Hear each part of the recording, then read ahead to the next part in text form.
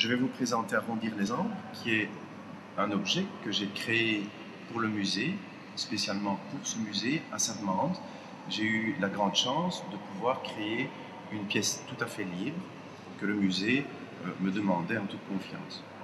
Sur le thème de la Wallonie, j'ai eu l'idée de fabriquer une représentation de l'envie que j'ai que l'harmonie naisse ou renaisse ou continue à subsister en région wallonne, à savoir arrondir les angles pour que les gens s'entendent un peu mieux. L'objet a été créé sur base d'un rectangle au nombre d'or. Le nombre d'or permet de créer une proportion qui elle-même va présenter un périmètre qui, divisé par le nombre d'or lui-même, va donner la hauteur de l'objet. Cet objet vertical s'appelle également une stèle de plus sur le chemin des droits de l'homme. J'habite personnellement sur le chemin des droits de l'homme, qui est le chemin qu'ont fait les personnes qui représentaient les cantons à la fin du XVIIIe siècle pour créer le congrès de Polleur, au cours duquel ils ont réécrit une charte représentant les droits de l'homme. L'objet vertical en question est donc une projection du rectangle sur lequel forcément 4 angles existent, pour devenir par rotation une ellipse qui elle-même représente l'univers. Vous pouvez découvrir le côté concave de la surface supérieure, univers autour duquel la Terre tourne, autour du Soleil, mais aussi au bord de l'univers, la Terre étant représentée par cette petite sphère en argent.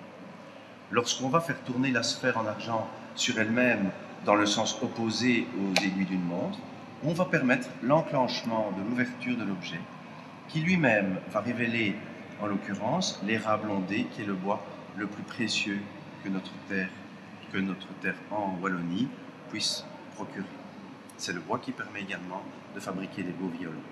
Un mécanisme comme ceux que j'aime fabriquer dans mes objets va permettre cette ouverture.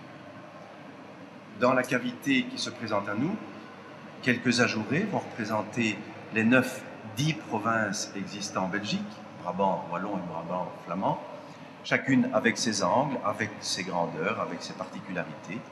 Et dans la cavité supérieure, on va pouvoir glisser les 3 crayons nationaux qu'on entretiendra selon nos désirs avec le taille-crayon que je dispose ici dans la petite cavité secrète qui s'ouvre grâce au petit mécanisme qui est disposé ici à l'intérieur.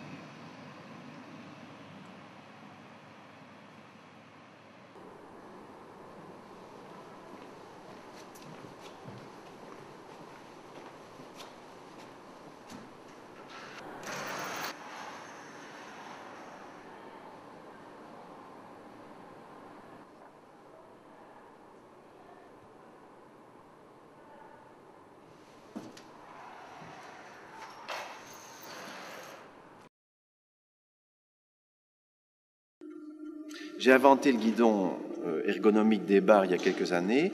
Nous avons eu la possibilité de le créer et de le produire entièrement en région wallonne, ce qui est quand même la fierté. Tout se fait à Liège, inventé, produit et puis commercialisé ici à Liège. La particularité du guidon des bars, c'est qu'il remplit une fonction ergonomique fondamentale, en ce sens que nous avons découvert récemment que, grâce à l'école du dos du CHU de Liège, il remplit la possibilité aux cyclistes de modifier sa position en permanence et donc de défatiguer les parties du corps qui sont figées dans une ou l'autre position. Que le guidon soit repoussé et qu'on ait la position dynamique sportive du VTT, on a certains coincements qui se passent au niveau des cervicales et des lombaires, et lorsqu'on le désire, tout en roulant, on peut modifier cette position qui va permettre de relaxer les parties qui étaient coincées auparavant.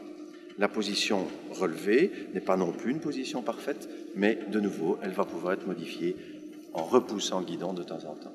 Donc, ce qui compte, ce qui est important au niveau de l'ergonomie du guidon des bars, c'est son changement permanent de position. C'est là que se trouve l'objet de l'invention. Changer de position aussi souvent que nécessaire selon les sensations que donne le corps.